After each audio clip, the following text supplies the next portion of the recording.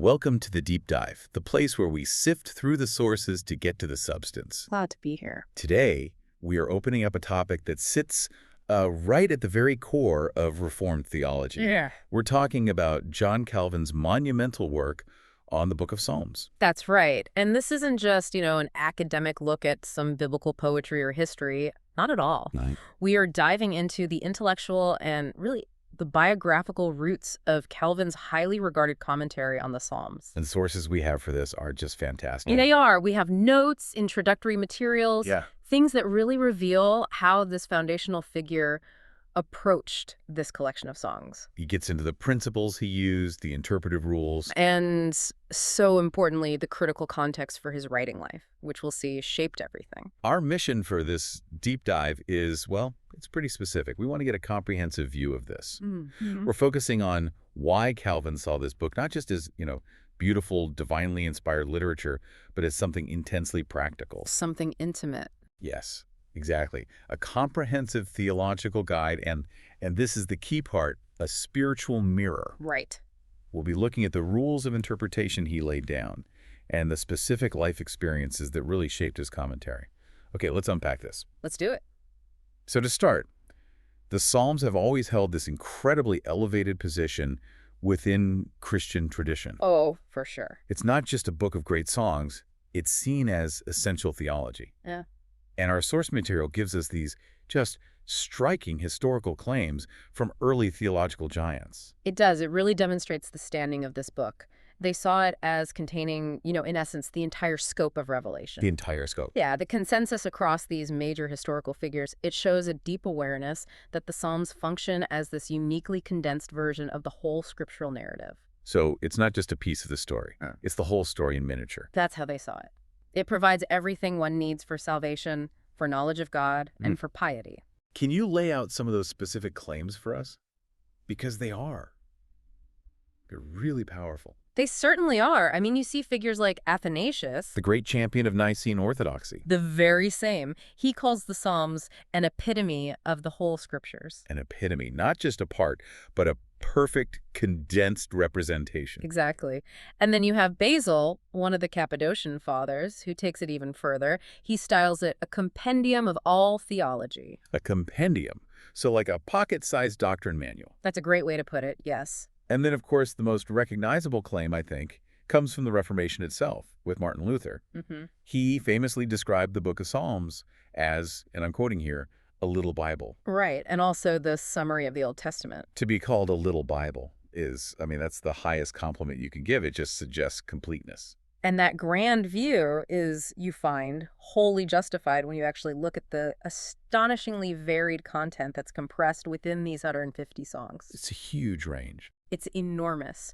Our sources highlight that the Psalms are comprehensive because they contain both the sweeping, detailed narrative of Israel's national history. So the Exodus, the Kings, the exile. All of it, the return.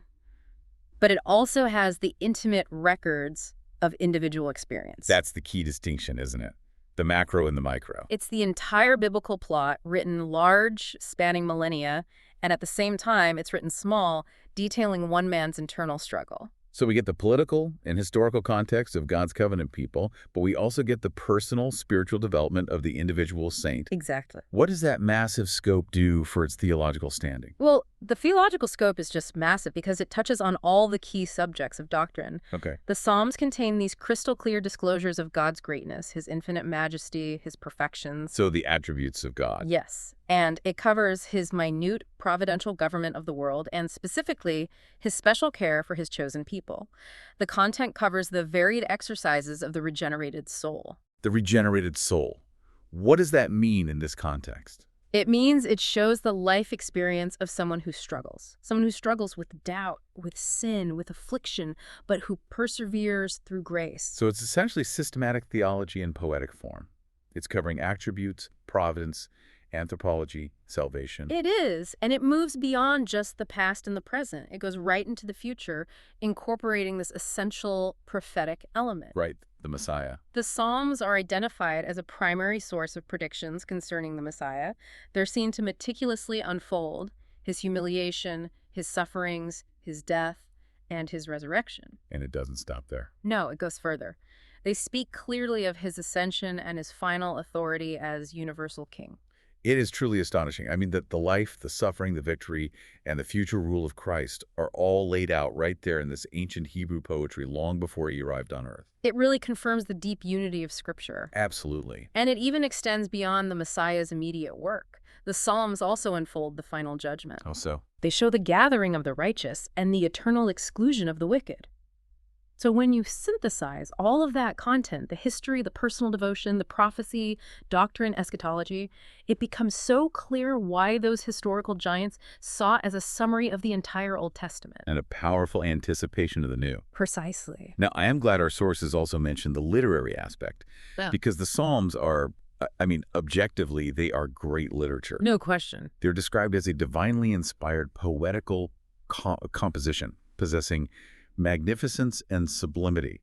So it's clear that scholars appreciate the artistry of the text. They do. But you're saying the true value is not really in the aesthetics. That is the necessary distinction to make, yes. Right. While its style is praised, it employs the noblest strains of poetry.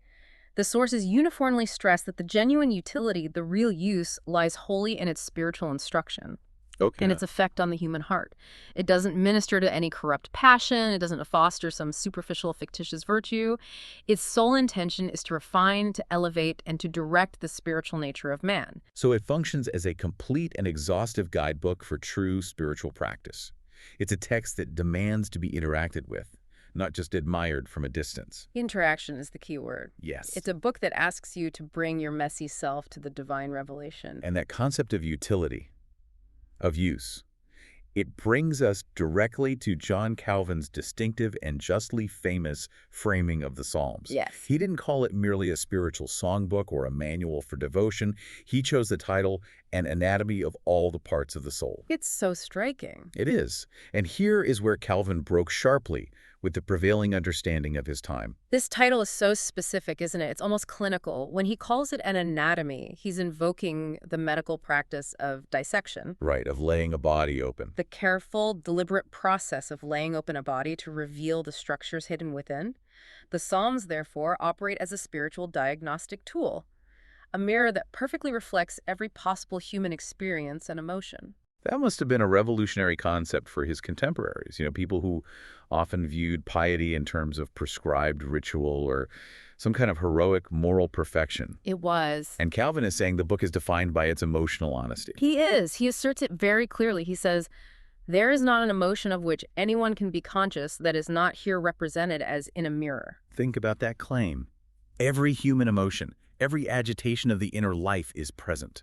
And he doesn't shy away from listing the painful or difficult ones? Not at all. No, he details the vast range of these agitations that the Holy Spirit draws to the life. To the life. Yes. And this includes all the bitter realities of existence, the profound griefs and sorrows, the paralyzing fears and doubts, the hopes, the endless cares. And those distracting perplexities. Exactly, the ones that consume the human mind and lead to sleepless nights. The book provides an accurate, complete, and unsparing dissection of our internal, turbulent life. I find the contrast he draws between the Psalms and the other books of Scripture is just crucial for understanding why he chose that anatomy analogy. It is absolutely central to his whole point. Other books, like the Law or the Prophets, they transmit God's commandments to men. They're declarative. Exactly. They instruct us on what God requires and what we're to believe about him. But the Psalms exhibit the prophet speaking to God. So it's a different direction of communication. Completely. It is the language of prayer, of lament, of raw confession, laying open their inmost thoughts and affections. And this changes the reader's relationship with the text. You go from passive reception to active engagement. That shift from receiving divine commands to, overhearing this intimate, sometimes anguished conversation, it gives the reader permission to be equally honest. Yes. So if we use the analogy you referenced earlier, other scripture is like a medical textbook listing the rules for health. Right. The Psalms, then, are the X-ray or the MRI scan that reveals the actual internal condition of the patient. That analogy holds up perfectly. The Psalms are not theoretical at all. They are experiential and immediate. They reveal the actual, complex, and often compromised state of the patient's heart and mind. They give you the diagnosis before you even knew you were sick. So once this internal anatomy is laid bare, what is the spiritual function for the reader? What's the point of seeing it all? The primary purpose is introspection, self-examination. By seeing the depths of the human heart exposed, the text compels the reader to an examination of himself. And Calvin argues that this process forces what does he call them? The lurking places of the heart. Yes, the lurking places, the secrets, and the rationalizations we hide even from ourselves, it forces them into the light. And what specific spiritual malady did Calvin believe this examination was designed to cure? He had something particular in mind, didn't he? He was incredibly specific. Hypocrisy. Hypocrisy. He argues that the ultimate goal of the anatomy is to purge that most baneful infection, hypocrisy, because hypocrisy thrives in those dark, lurking places. Hiding the gap between our outer self and our inner self. Exactly. Hiding the radical discrepancy between outward, performative piety and inward, true thought. The Psalms, by showing the raw, unvarnished struggles, the doubts, the desperate cries of the saints, they prevent us from settling into that comfortable self-deception. They force an alignment between our confession and our actual experience. You do. That makes the book sound like necessary, rigorous, and frankly, often uncomfortable reading, like a surgical intervention. It is precisely that. The book is designed to awaken men to a sense of their maladies. You can't seek treatment until you acknowledge the disease, right? So only once they recognize the internal corruption are they instructed in seeking remedies for their cure. It's a movement. From profound self-deception to precise diagnosis, and then on toward spiritual treatment and the path of restoration. And crucially, that whole process requires an absolute commitment to truth. Not just theological truth, but biographical and spiritual truth. Indeed. And that is where the integrity of his interpretive method becomes so essential. Right. Given that Calvin viewed the Psalms as this intensely raw, emotionally chaotic anatomy, it's fascinating to look at the methodology he applied to tame and comment on it. How did a figure so focused on structure and theological precision approach a poetic book defined by turbulence? Must have required some serious intellectual rigor. He applied a rigor previously unknown to scriptural commentary. I mean, Calvin lived at a pivotal moment when so much biblical interpretation was still operating under the weight of the medieval tradition. Which was mostly What? allegory. Mostly the mystical and allegorical method, yes. This method often just ignored the plain, literal meaning and substituted it with these fanciful, hidden spiritual meanings. A practice he viewed as just license for interpreters to read their own opinions into the text. That's it exactly. He explicitly rejected that approach. What was his rule? His foundational interpretive rule was adopted from Melancthon, but Calvin made it his own governing principle. It was this: that Scripture cannot be understood theologically unless it be first understood grammatically. Wow. Okay, that just flips the whole thing around, doesn't it? It does. It mandates that linguistic analysis, historical context, the structure of the Hebrew text, all of that must come before any theological application. It makes the grammatical and the literal sense paramount. His goal was to investigate the author's original primary intent by a careful examination of the Hebrew text itself. And the sources describe his work as having this incredible strength of thought. And eloquence of reason. It reflects a sound and discriminating judgment that's rooted in textual evidence.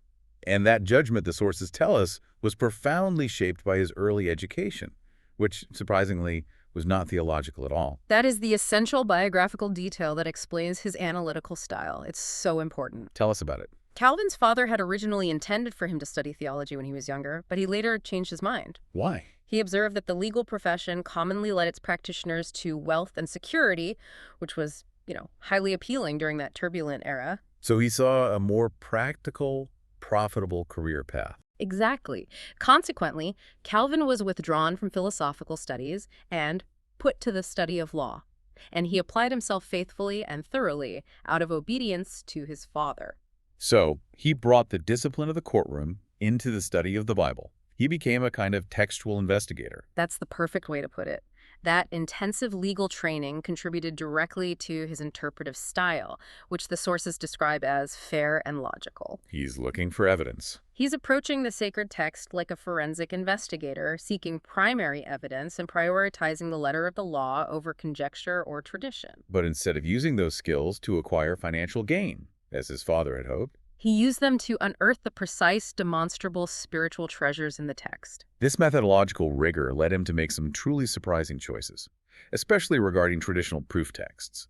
Choices that demonstrated incredible intellectual honesty, even if they complicated arguments for, cherished doctrines. His integrity is palpable. You can feel it in his refusal to twist a passage, even for central doctrines he otherwise held so firmly. Give us an example. Okay, take the famous verse, Psalm 2.7. This day have I begotten thee. For centuries, many respected divines, including giants like Augustine, use this verse as definitive proof of the eternal generation of the Son. His essential being as God from all eternity. Exactly, a cornerstone doctrine. But Calvin rejected that traditional, heavy theological use. He did. Why? He said the primary meaning of the text was not about Christ's eternal existence. He based his argument on the New Testament's own interpretation of that verse. Specifically Paul in Acts. Specifically Paul's application in Acts 13.33. Calvin argued that the Psalm verse refers primarily to Christ's manifestation at the resurrection, where he was powerfully declared to be the Son of God. He's following Scripture's own interpretation of itself, even if it contradicts a centuries-old tradition. He's prioritizing the grammatical and the New Testament context over the weight of traditional proof texting. That is the definition of Reformed sola scriptura applied to hermeneutics. Right, and he does the same thing with Psalm 8.5. Thou hast made him a little lower than God. Calvin determined that, in its literal scope, that verse refers exclusively to man, the dignity and dominion given to humanity at creation. But the writer of Hebrews applies that verse directly to Christ, doesn't he, in chapter 2? He does in Hebrews 2.7. And this forces Calvin to introduce a crucial theological concept to explain that tension. Which is? The idea of accommodation. Okay, we need to pause and define that term clearly. What exactly did Calvin mean by accommodation in this context? It's essentially a secondary application. Calvin uses it to distinguish between the psalmist's original, literal, primary intent. Which was man's dignity. Right. And the New Testament writer's inspired secondary use. The writer of Hebrews takes a general truth about human lordship and accommodates it, or applies it, to Christ, who fulfilled that lordship perfectly. By becoming human, made a little lower than God through the incarnation. Exactly. So the truth holds for Christ, but it was not the psalm author's central, literal point. Calvin's legal mind demanded that that distinction be made crystal clear. That level of interpretive restraint is certainly remarkable, and it clarifies why he was so cautious. It almost sounds like he was so focused on avoiding the fanciful excesses of allegory that he was sometimes hesitant to apply the spiritual or Christological sense altogether. The editor of the commentary we're looking at makes that exact observation. Really? Yes. They note that Calvin's deep aversion to allegorical excess sometimes led him to confine his attention too exclusively to the literal reference to David and Israel. He applied the spiritual or Christological sense less frequently than other commentators might have. So he might have been a bit overcautious at times. Perhaps, but it was a calculated choice. It was to preserve the integrity and clarity of the literal sense. A necessary trade-off, maybe, to ensure the discipline of the grammatical rule was maintained. Okay, so having thoroughly covered the Psalm's historical esteem and Calvin's surgical methodology, this grammatical rule applied by a legal mind, let's pivot back to the practical result. We saw in the anatomy section that this book exposes the heart. So what does this whole process mean for the believer's day-to-day life? What is the prescription for the soul that has been anatomized? The outcome is piety and practical holiness. Calvin sees the Psalms as the indispensable school of prayer and praise. A school, so it's instructional. It's not just inspiration, it's a practical handbook. It gives the believer a practical and infallible rule for directing their spiritual exercises. It teaches them precisely the right manner of offering to God the sacrifice of praise. So it's the guide to communicating with God in every circumstance, whether you're in joy or in utter despair. Absolutely. The Psalms demonstrate that believers have familiar access to God. That's a crucial concept, familiar access. It is. It means that prayer doesn't require stilted formality or some kind of perfected spiritual composure. This access includes the explicit permission to confess infirmities, doubts, dark thoughts, things you would be ashamed to admit even to men. This links directly back to the anatomy idea. Since the Psalms contain this comprehensive dissection of the soul, they also model how to handle spiritual conflict and the inevitable presence of sin and doubt. They model spiritual perseverance, that's the key. They illustrate the fluctuating faith of the saints, showing them struggling with unbelief and corruption. And the goal of showing this struggle is what? It's profoundly instructional. It teaches believers to persevere in prayer until faith is victorious. It establishes that the authors, David, Asaph, the sons of Korah, they only gain the spiritual prize through strenuous exertion. So the reader is expected to do the same, to fight against those internal doubts and that corruption. That's right. I want to challenge the balance here a little. If the Psalms give us this raw, honest expression of doubt and struggle, how does Calvin reconcile that with the other practical purpose he identifies? The discipline of bearing the cross, which so often demands submission and the renunciation of one's own desires. That is an excellent point. And it's a synthesis.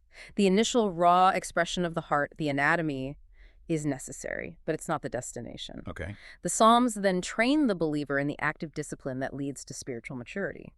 Calvin states the Psalms uniquely train us to bear the cross. And this requires more than just passive endurance. What does that active discipline entail then? It involves the renunciation of one's own affections and the submission of the will entirely to God's governance. You bring your raw, exposed heart to God, and then you learn to submit that heart to His will. And the reward for this profound submission, even when circumstances are painful, what's the end goal? The ultimate spiritual goal is that afflictions, even the bitterest trials, become sweet. Sweet. That's difficult. It is. This is not masochism. This is the theological maturity that's achieved when the believer recognizes those trials as proceeding directly from God's hand. So they're not just random misfortune. No. They're discipline from a loving Father, necessary for purifying the soul that was revealed by the anatomy. The believer understands that the purpose of the suffering is restorative. And this entire perspective, the need for separation, meditation, perseverance, it's set up right at the very beginning of the book, isn't it? In Psalm 1. Yes. Calvin treats Psalm 1 as the book's necessary preface. Why? Because Psalm 1 establishes the stakes for engaging with the entire collection of songs. It's designed to inculcate the primary duty of meditating on God's law day and night.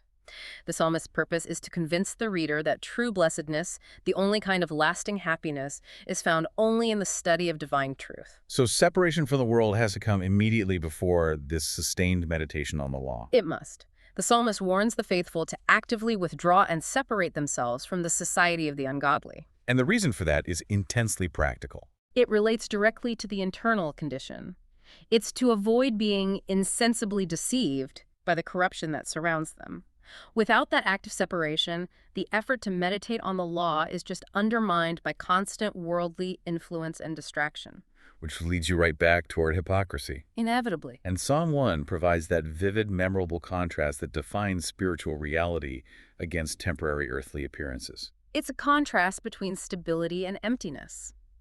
The righteous, whose delight is in the law, they're likened to a tree planted by well-watered rivers, ensuring that whatsoever he doeth shall prosper. They possess substantial and steadfast integrity because their roots are established in divine truth. And conversely, the wicked. The wicked, despite any temporary appearances of flourishing or prosperity, are described as insubstantial chaff. The author's purpose is to have us look with the eye of faith, to see that the wicked will ultimately be driven away. They lack any substance whenever God chooses to act. The ultimate destination determines the nature of the present life. Okay, moving from the intellectual content to the biographical context. We really need to look at the powerful personal history that drove Calvin to write this work.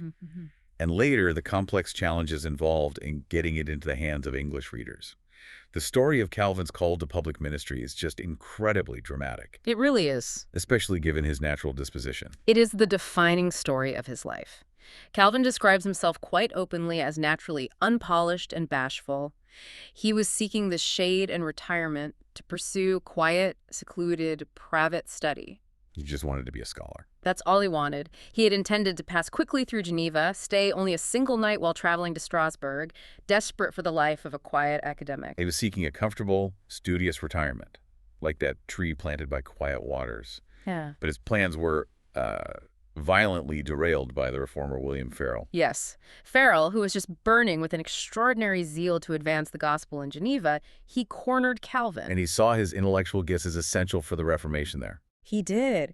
And when Calvin refused to interrupt his planned private studies, citing his lack of suitability for public life, Farel resorted to what can only be described as a spiritual weapon. The dreadful imprecation. Dreadful imprecation. Yes, tell us exactly what Farel said. This is just an astonishingly high-stakes moment. Farrell declared that God would curse Calvin's retirement and the tranquility of the studies he sought if he withdrew his assistance during such an urgent time of necessity for the church. He's basically calling down God's judgment on Calvin. Yes, on his future scholarship if he pursued self-interest over the public good. And then stopped him cold. Yeah. He abandoned his whole life plan because of a spiritual threat. Calvin writes that he was so stricken with terror, by Farrell's words, that he felt, and this is a quote, as if God had from heaven laid his mighty hand upon me to arrest me. Wow. The sheer weight and drama of that spiritual curse compelled him to stay in Geneva and take up the public ministry, despite his timidity. He was violently drawn to the work. He didn't seek it out of ambition. And the editor of the commentary suggests this personal history, being forced into constant conflict and public struggles, that's what uniquely qualified him to interpret David's raw emotions in the Psalms. Absolutely. The editor observes that Calvin, experiencing similar internal and external afflictions from enemies within and without the church, could trace David's feelings because he felt them himself. So his commentary on the anatomy of the soul became experiential. It did. It was written not just by a lawyer and a scholar, but by a man who understood persecution and the struggle for perseverance firsthand. Okay, now let's turn to the transmission of this influential work. The first English translation appeared quite early, didn't it? It did. Arthur Golding published the first English translation in 1571 during the reign of Elizabeth I. And Golding was a pretty distinguished scholar himself. He was known primarily for translating classical works like Ovid and Caesar, though his own original output was quite scarce, mostly just a discourse on an earthquake, in fact. An earthquake, okay. And Golding, in dedicating the translation, he clearly sought the patronage of the nobility, right, linking the theological work to high society. He did. He dedicated the 1571 translation to Edward de Vere, the Earl of Oxford. Listing all his impressive titles, I imagine. All of them. Lord, Great Chamberlain of England, Viscount Bulbeck. And Golding's address to the Earl reflects the thinking of the time. He argues that true nobility and worth weren't found solely in feats of arms or ancestry, but in genuine godliness and spiritual knowledge cultivated through texts like the Psalms. But over the centuries, Golding's work became, well, unusable for new readers. Tragically so. By the 19th century, Golding's 1571 text had become obscure and often unintelligible, just due to antiquated language and obsolete phrasing. Which necessitated a complete new translation. Right, which was published in 1845. And the editors of this new version had a very specific and quite complex strategy to ensure absolute fidelity and clarity, especially since Calvin wrote both a Latin and a French version of the commentary. Yes. The 1845 translation was introduced by J.A., the editor in Edinburgh, with scholarly assistance from a Reverend Alexander Duncan and a Reverend James Moline. And their core editorial strategy was what? It was to collate the original Latin text, which was the scholarly default, with Calvin's French version. Why was comparing the Latin and the French so essential for clarity? What did that add? Because the Latin was written for scholars, so it tended to be compressed and concise, reflecting that classical rhetorical style. Okay. However, the French version, written in Calvin's native tongue, was composed with greater ease. And crucially, the French often contained expansions of thought and expression. So extra phrases or clauses that clarified things. Exactly. They clarified ambiguities and ensured the reader received the clearest possible sense of Calvin's meaning. So they didn't just translate the Latin, they used the French version as Calvin's own explicit clarification document, and they integrated those expansions into the New English text. Precisely. They took those clarifying thoughts and integrated them to make the English text as lucid as possible.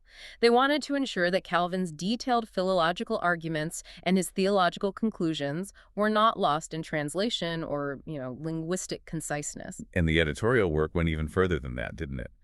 Validating Calvin's century-old interpretations against later scholarship. They did.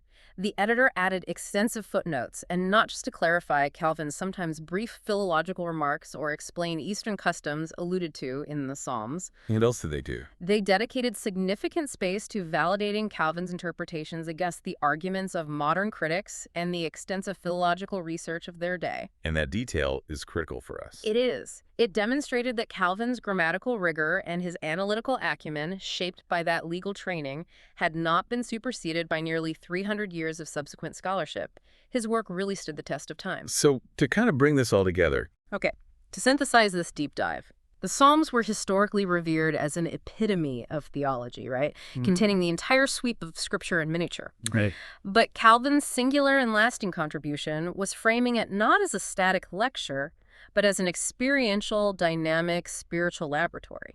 Dynamic. He created a diagnostic tool, the anatomy of all the parts of the soul, where divine truth meets the raw, fluctuating reality of the human heart. And it guides the reader through the practice of prayer and the necessary discipline of bearing the cross. That experiential element, that contrast between the struggle laid bare and the promise of sustenance. It brings us right back to Psalm 1, the psalm that sets the scene for the entire book. It presents the ultimate contrast. The wicked, who may possess temporary ease, are destined to be driven away like insubstantial chaff. Right. But the righteous, even amidst the doubts and inner conflicts detailed throughout the anatomy, are like a tree planted by well-watered rivers. Because their root is established in the study of divine truth, they possess a substantial and steadfast integrity that cannot be shaken. The whole study highlights that a truly spiritual life is one of submission and struggle, but it's also one of assured sustenance, regardless of turbulent outward appearances. It is stability granted by divine placement. So we leave you with this final thought for reflection. If John Calvin, despite his natural bashfulness and deep desire for scholarly seclusion, was violently drawn into public, painful conflict by a spiritual curse, a moment of terrifying divine arrest, and then used his personal suffering as the essential key to interpreting David's deepest affections, what specific hidden experience in your own life might God be preparing to use for the instruction and edification of others, perhaps even against your own preference for quiet comfort? Until next time.